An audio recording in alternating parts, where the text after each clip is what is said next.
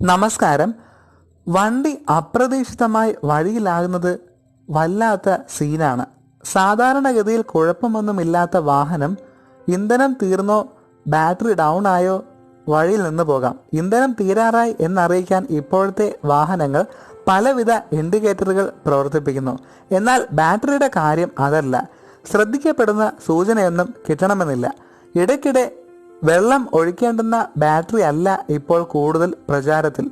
Maintenance free battery എന്നറിയപ്പെടുന്ന ഇപ്പോഴത്തെ ബാറ്ററിയിൽ വെള്ളം ഒഴിക്കേണ്ട. അതുകൊണ്ട് തന്നെ ബാറ്ററിയെ പറ്റി ചിന്തിക്കാൻ അവസരം കുറവാണ്.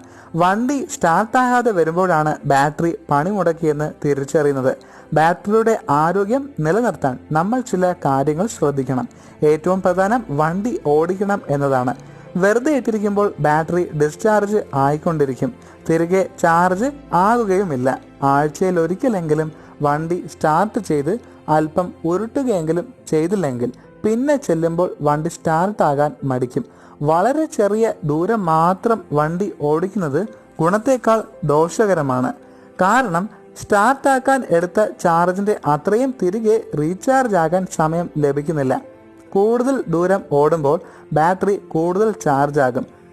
വാഹനം നിർത്തിപ്പോകുമ്പോൾ ലൈറ്റുകളും ഓഡിയോ സിസ്റ്റം പോലുള്ള ഇലക്ട്രോണിക് ഉപകരണങ്ങളും ഓഫാണ് എന്നുറപ്പാക്കണം. അതുപോലെ എൻജിൻ ഓഫാക്കിയിട്ട് വാഹനത്തിലിരുന്ന് AC, ഫാൻ, സ്റ്റീരിയോ തുടങ്ങിയവ പ്രവർത്തിപ്പിക്കരുത്. വാഹനത്തിലെ വൈദ്യുതി ഉപയോഗിക്കുന്ന ഘടകങ്ങളൊക്കെ തകരാറില്ലാതെ പ്രവർത്തിക്കുന്നവയാണ് എന്നുറപ്പാക്കണം. ബാറ്ററിയുടെ വോൾട്ടേജ് അടക്കമുള്ള ആരോഗ്യ സ്ഥിതി ഇടയ്ക്കിടെ പരിശോധിക്കുക. ബാറ്ററി വൃത്തിയായി സൂക്ഷിക്കുക. കുലുക്കം വരാതെ ശരിയായി ഉറപ്പിച്ചിട്ടുണ്ടെന്നും ഉറപ്പാക്കുക. കഴിയുന്നത്ര തണൽ ഉള്ളിടത്ത് വാഹനം പാർക്ക് ചെയ്യണമെന്ന് വിദഗ്ധർ ഉപദേശിക്കുന്നുണ്ട്. നിങ്ങൾക്ക് ഈ വീഡിയോ ഇഷ്ടമായെങ്കിൽ ലൈക്ക് ചെയ്യുക, ഷെയർ ചെയ്യുക, കമൻറ്റ് ചെയ്യുക, സബ്സ്ക്രൈബ് ചെയ്യുക. ബൈ.